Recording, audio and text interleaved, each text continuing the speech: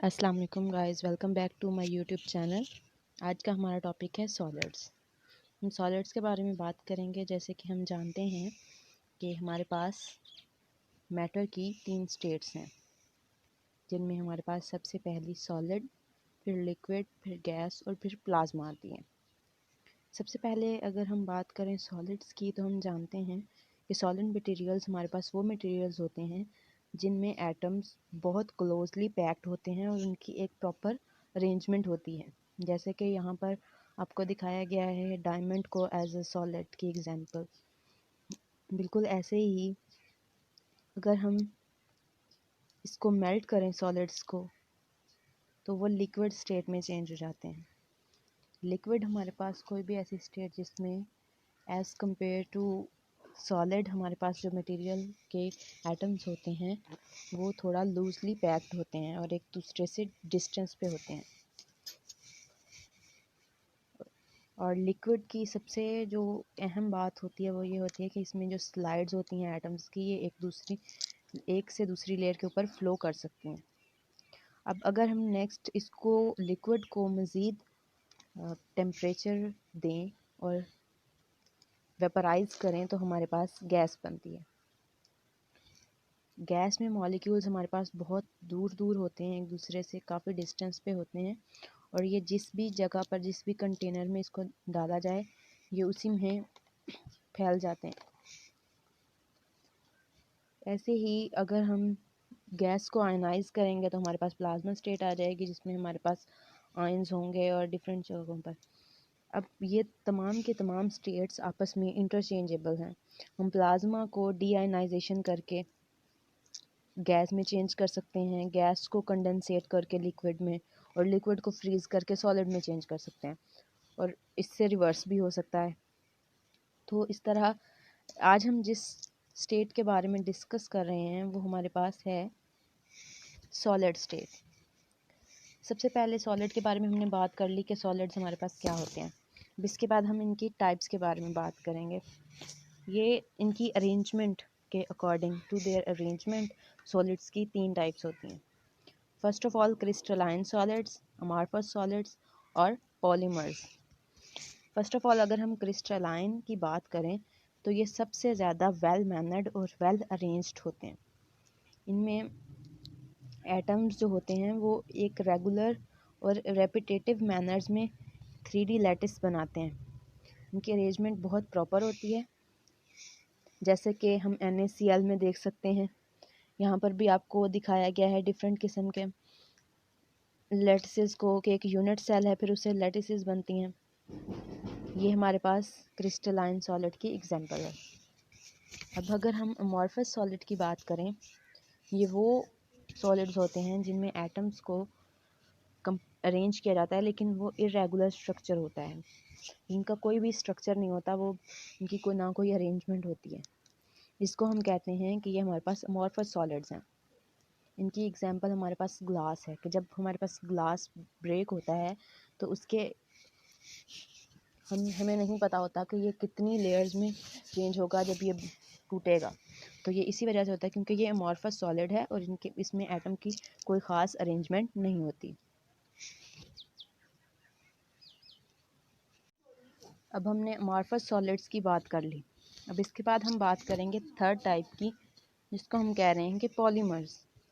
इनमें बहुत सारे नंबर ऑफ़ मॉलिक्यूल्स होते हैं, ये बहुत ह्यूज इनका स्ट्रक्चर होता है, और इनको हम कहते हैं कि ये लॉन्ग फ्लेक्सिबल पॉलीमर चेन्स के साथ मिलकर बने होते हैं, जिनकी के नंबर ऑफ़ मॉलिक्यूल्स जो हैं वो 10⁴ तक होते हैं। और इनकी एक बेसिक एटम ग्रुप को हम कहते हैं कि मोनोमर्स, या हम ये कह सकते हैं कि एक पॉलीमर बहुत सारे मोनोमर्स से मिलकर बना हुआ होता है।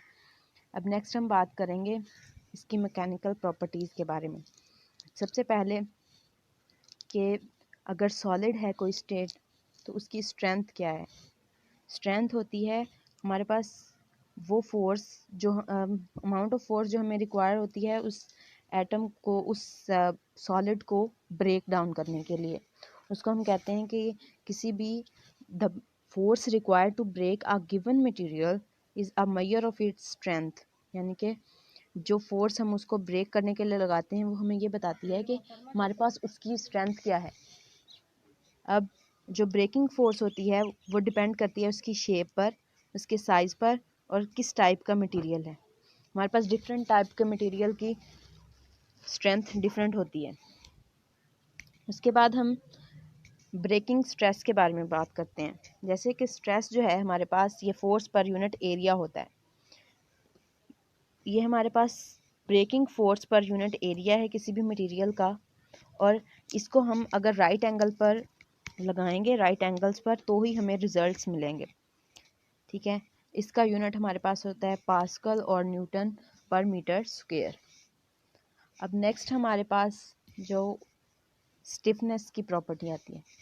स्टिफनेस ये है कि हमें उस सॉलिड को उस ऑब्जेक्ट के शेप को चेंज करने के लिए कितनी डिफ़िकल्टी से गुजरना पड़ रहा है, यानी कि वो बॉडी किस मुश्किल से अपनी शेप को चेंज करती है। अगर तो वो बॉडी कोई भी स्मॉल फोर्स लगाने से अपनी शेप को चेंज कर लेती है तो उसकी स्टिफनेस लो है। लेकिन अगर हमें बहुत ज़्यादा फोर्स लगानी पड़ रही है, हमारे लिए बहुत डिफ़िकल्ट है कि हम उस ऑब्जेक्ट की शेप को चेंज करें, तो इसका मतलब है कि उस बॉडी की स्टिफनेस ज़्यादा है। स्टिफनेस किसी भी बॉडी की हम यंग मॉडुलस से फाइंड आउट करते हैं। अब नेक्स्ट हम बात करेंगे ब्रिटलनेस। ब्रिटलनेस का मतलब ये है कि वो बॉडी कितनी जल्दी टूट जाती है। जब हम उसकी किसी भी लेयर के ऊपर कोई फोर्स अप्लाई करेंगे तो लेयर ब्रेक डाउन हो जाएगी। तो ब्रिटल मटेरियल्स हमारे पास होते हैं वो स्टिफ तो होते हैं, यानी कि वो डीफॉर्म नहीं होते, लेकिन वो टूट जाते हैं। जब उन पर बहुत ज़्यादा फोर्स अप्लाई की जाती है तो उनमें स्नैप्स आ जाते हैं, या हम ये कह सकते हैं कि उनमें क्रैक्स आ जाते हैं। अब नेक्स्ट हम डक्टिलिटी की बात करेंगे। जैसे कि हमें पता है कि बहुत सारे मटेरियल, सॉलिड मटेरियल्स ऐसे हैं जिन से हम वायर्स बनाते हैं, जैसे कॉपर, एल्युमिनियम, सिल्वर, गोल्ड। ऐसे मटेरियल्स इनकी प्लास्टिक डिफॉर्मेशन की अमाउंट बहुत ज़्यादा होती है कि जिनकी वजह से हम इनमें प्लास्टिक डिफॉर्मेशन करके इनको वायर्स में कन्वर्ट कर सकते हैं। ठीक है, और जैसे कि हमारे पास कॉपर वायर्स डिफरेंट पर्पसेस के लिए यूज़ होती हैं क्योंकि वो डक्टाइल हैं और हम उनको वायर्स में कन्वर्ट कर सकते हैं। इसी तरह प्लास्टिक बिहेवियर, यानी कि अपनी इलास्टिक लिमिट के बाद इनमें जो डिफॉर्मेशन होती है उन सॉलिड्स के अंदर, वो परमानेंट होती है, वो दोबारा से अपने ओरिजिनल शेप में नहीं आ सकते। ये प्रॉपर्टी भी हमारे पास सॉलिड्स की होती है कि जब एक दफ़ा सॉलिड जो है वो अपनी इलास्टिक लिमिट से ज़्यादा डिफॉर्म हो जाए तो वो दोबारा से अपनी शेप में वापस नहीं आते।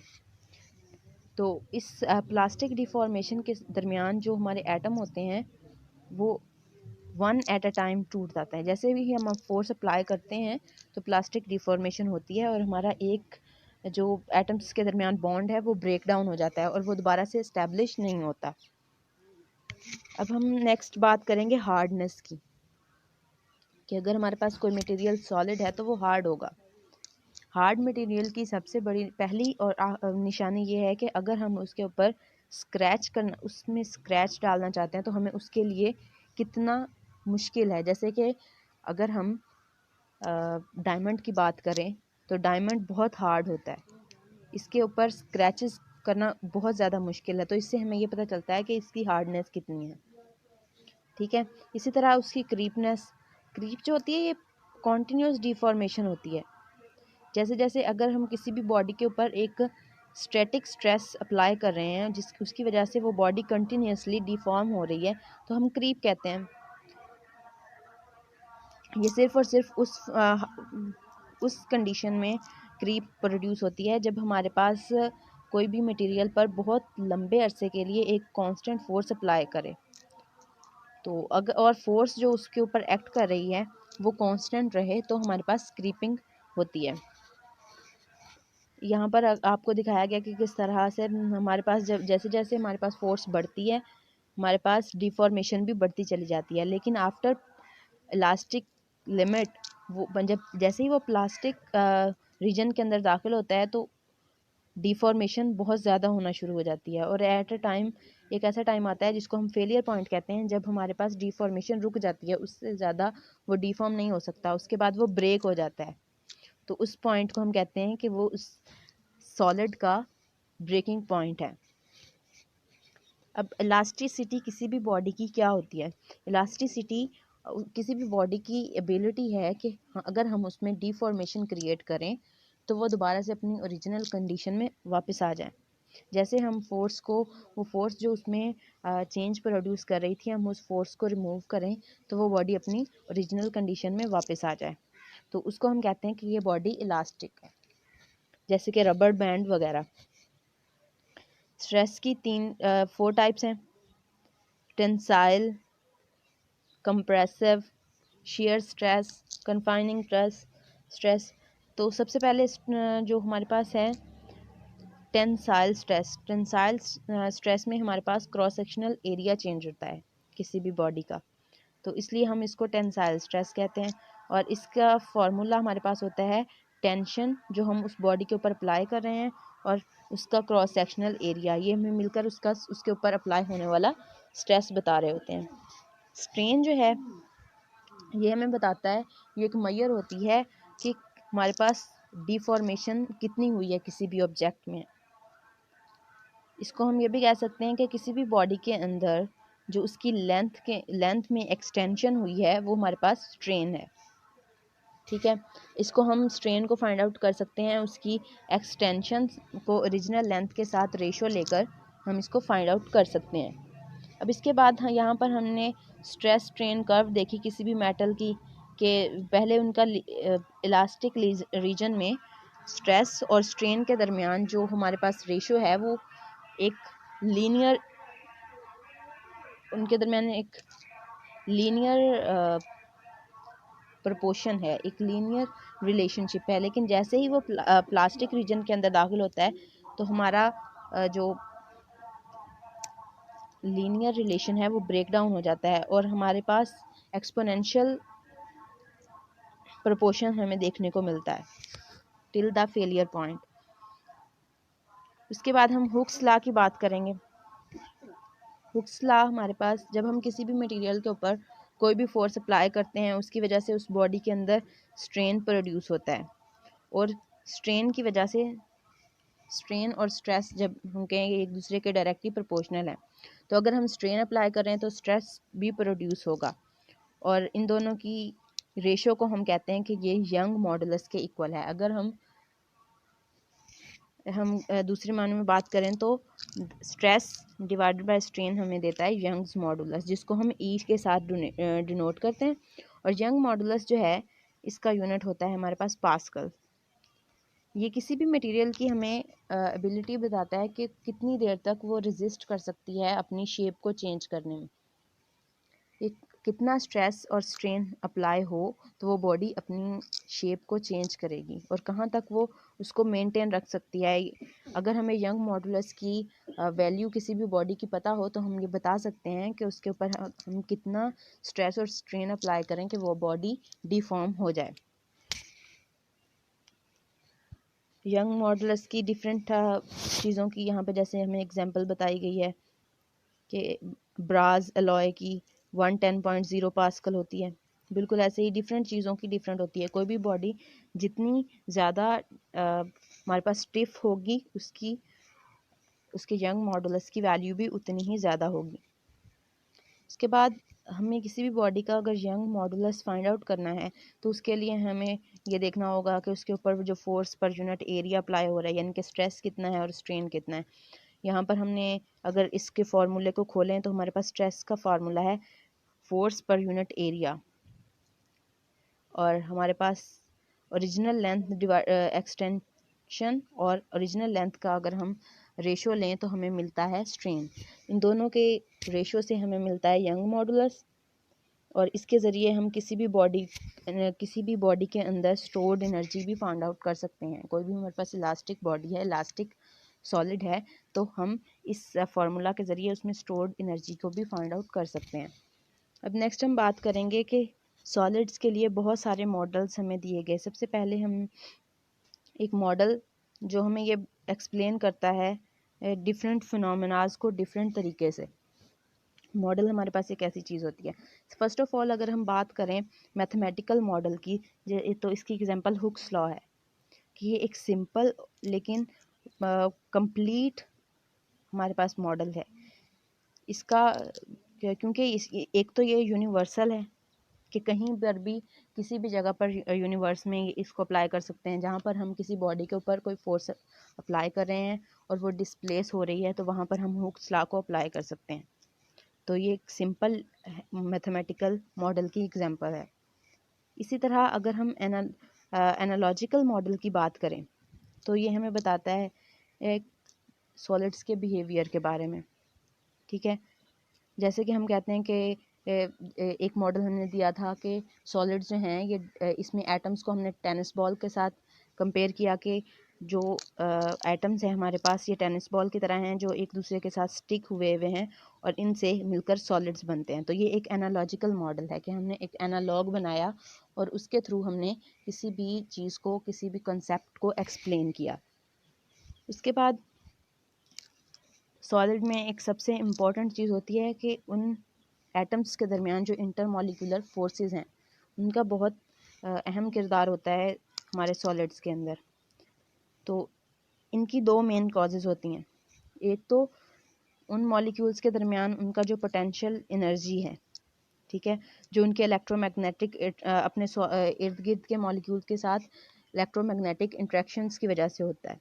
ठीक है, और दूसरा उनकी थर्मल एनर्जी क्या है, जिसको हम काइनेटिक एनर्जी भी कहते हैं, और ये उनके टेम्परेचर पर डिपेंड करती है। पोटेंशियल एनर्जी जो है ये टेम्परेचर पर डिपेंडेंट नहीं होती, क्योंकि ये उनके इलेक्ट्रोमैग्नेटिक इंटरेक्शंस की वजह से होती है।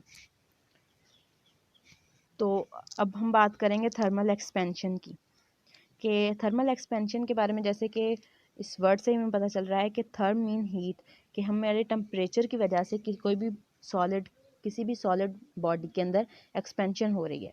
तो हाई टेम्परेचर पर जब हम एक बॉडी को मूव कराते हैं और हम उसका टेम्परेचर बढ़ा रहे हैं with the passage of time, तो उसकी जो एक्सपेंशन, वो कोई भी हमारे पास जो भी सॉलिड है वो एक्सपेंड होगा। और जैसा कि हम बात करते हैं उसके जो जितने भी एटम्स हैं उनकी वाइब्रेशंस जो हैं उनका एम्पलीट्यूड बढ़ेगा। उन वाइब्रेशंस के एम्पलीट्यूड के बढ़ने के साथ साथ उनकी काइनेटिक एनर्जी भी टेम्परेचर के साथ बढ़ रही है, और उसकी वजह से हमारे पास जो भी हमारा सॉलिड मटेरियल है वो एक्सपेंड होगा। इसको हम कहते हैं कि ये थर्मल एक्सपेंशन है। उसके बाद सॉलिड की एक बहुत अहम प्रॉपर्टी हमारे पास होती है लेटेंट हीट ऑफ वेपराइजेशन, क्योंकि जब हम बहुत ज़्यादा हीट अप करते हैं किसी भी सॉलिड को, तो वो चेंज वेपराइज होकर वो या हम कहते हैं कि वो लिक्विड में चेंज हो जाता है। फिर जब लिक्विड में चेंज होता है तो उसकी प्रॉपर्टीज़ चेंज हो जाती हैं, जिनमें फ़र्स्ट ऑफ ऑल हमारे पास आती है लेटेंट हीट ऑफ वेपराइजेशन। ठीक है, ये जब हमारे पास कोई भी सॉलिड लिक्विड में चेंज हो गया है और हम उसके तमाम जितने भी उसके अंदर मॉलिक्यूल्स के दरमियान बॉन्ड्स हैं हम उनको ब्रेक डाउन करना चाह रहे हैं, तो हम उसकी एनर्जी जो हम उसको दे रहे हैं वो उसको हम बढ़ाते चले जाएंगे, यहाँ तक कि एक पॉइंट ऐसा आएगा जब तमाम बॉन्ड्स हैं हमारे पास वो ब्रेक डाउन हो जाएंगे, और उस पॉइंट को, उस जो हमारे पास एनर्जी है जिससे हमने वो सारे जितने भी हमारे बॉन्ड्स हैं उनको ब्रेक डाउन किया है, उसको हम कहेंगे कि latent heat of vaporisation for that material. ठीक है, ये हमारे पास VR कर्व से हम कर सकते हैं कि जैसे कि सी हमारे पास इक्विलिब्रियम सेपरेशन है कि दो लिक्विड मॉलिक्यूल्स के दरमियान, अगर हमें इसकी वैल्यू मालूम हो जाए और उनके दरमियान डिस्टेंस भी, तो हम VR कर्व से फाइंड आउट कर सकते हैं कि किसी भी बॉडी की लेटेंट हीट ऑफ वेपराइजेशन क्या है। अब उसके बाद मेटल, क्योंकि हम जब सॉलिड्स की बात कर रहे हैं तो सॉलिड्स आपस में अगर एक दूसरे के साथ बॉन्डिंग में होते हैं तो किस किस तरह के बॉन्ड्स वो बनाते हैं। फर्स्ट ऑफ ऑल हम आयोनिक बॉन्ड्स की बात करेंगे।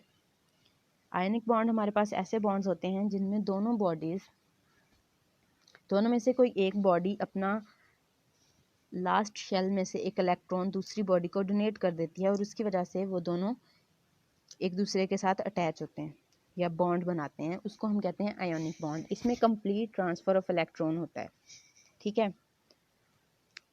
इसमें से इन उन दोनों एटम में से एक जो है उसके ऊपर पॉजिटिव चार्ज आ जाता है और दूसरे पर नेगेटिव चार्ज आ जाता है और वो दोनों एक दूसरे को अट्रैक्ट करते हुए एक दूसरे के करीब आ जाते हैं और एक बॉन्ड बनता है। उसके बाद दूसरा हमारे पास होता है कोवलेंट बॉन्ड। कोवलेंट बॉन्ड में हमारे पास दोनों एटम्स के पास पॉजिटिव न्यूक्लियस होता है जो कि इलेक्ट्रॉन्स को अपनी तरफ अट्रैक्ट करता है। तो इस कंडीशन में अगर दोनों हमारे इलेक्ट्रॉन जो हैं, दोनों न्यूक्लियस जो हैं वो इक्वल फोर्स लगा रहे हैं इलेक्ट्रॉन के ऊपर, तो वो इलेक्ट्रॉन उन दोनों एटम्स के अंदर शेयर हो जाएगा कि उस एटम को शेयर करते हुए वो जो बॉन्ड बनाएंगे उसको हम कहेंगे कि ये कोवलेंट बॉन्ड है। इसमें किसी भी बॉडी के ऊपर पॉजिटिव या नेगेटिव चार्ज नहीं आएगा, ठीक है। ये न्यूक्लियस और शेयर्ड इलेक्ट्रॉन्स के दरमियान अट्रैक्शन होती है जो उन दोनों एटम्स को एक दूसरे के साथ बांध के रखती है। अब उसके बाद हम मेटालिक बॉन्ड्स की बात करेंगे कि सॉलिड के अंदर जो फर्दर एक छोटी सी हम कह सकते हैं कि हमारे पास डिस्ट्रीब्यूशन है, उसको हम कहते हैं मेटल्स, ठीक है। मेटल्स के बारे में हम ये कहते हैं कि मेटल्स जो हैं वो इजीली डोनेट कर देती हैं अपने इलेक्ट्रॉन्स, क्योंकि उनके लास्ट शेल में इलेक्ट्रॉन्स होते हैं जो कि काफ़ी लूजली पैक्ड होते हैं, ठीक है।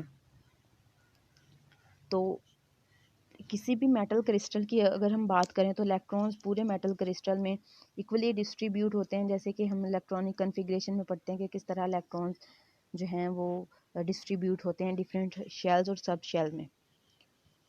तो हमें एक व्यू देखने को मिला, उन्होंने कहा कि हमारे पास जो पॉजिटिव न्यूक्लियाई है इसके इर्द गिर्द एक समंदर होता है इलेक्ट्रॉन्स का, और वो सारे के सारे उस न्यूक्लियस की तरफ at the same time attract हो रहे होते हैं। तो ये उस मेटल के बॉन्ड, इस बॉन्ड को हम कहते हैं कि ये मेटालिक बॉन्ड है। इसी तरह वंडरवॉल्स फोर्सेस होती हैं, ये बहुत वीक फोर्सेस होती हैं लेकिन बहुत पॉपुलर हैं। वंडरवॉल फोर्सेस जो हैं इनमें ये होता है कि ज़्यादा इलेक्ट्रॉन्स जो हैं वो उसकी एक साइड पर हमारे अपीयर होते हैं और जिसकी वजह से हमारे पास डाइपोल बनता है, और उस डाइपोल की वजह से दो एटम्स एक दूसरे की तरफ अट्रैक्ट होते हैं, जिनकी वजह से वो एक दूसरे के साथ बॉन्ड बनाते हैं और इस अट्रैक्शन को हम कहते हैं वंडरवॉल अट्रैक्शन, और ये बहुत वीक होती है एज़ कम्पेयर टू आयनिक या कोवलेंट। और इनमें सबसे जो इम्पोर्टेंट और सबसे जो ज़्यादा हम कहते हैं स्ट्रॉन्ग बॉन्डिंग होती है वो होती है आयनिक बॉन्डिंग। इस तरह से डिफरेंट मेटल्स जो हैं वो या डिफरेंट सॉलिड्स जो हैं एक दूसरे के साथ इंटरेक्ट करते हैं, और किस तरह से सॉलिड्स बनते हैं, डिफरेंट एटम्स किस तरह से एक दूसरे के साथ इंटरेक्ट करते हैं और एक दूसरे के साथ बॉन्ड बनाते हैं। यही 4 तरीके हैं। इसके बाद अगर इन सब के बारे में, इस सारे लेक्चर के बारे में आपको कोई भी क्वेश्चन पूछना हो तो आप कमेंट सेक्शन में पूछ सकते हैं। इंशाल्लाह नेक्स्ट वीडियो के साथ बहुत जल्द मिलेंगे। अल्लाह हाफिज़।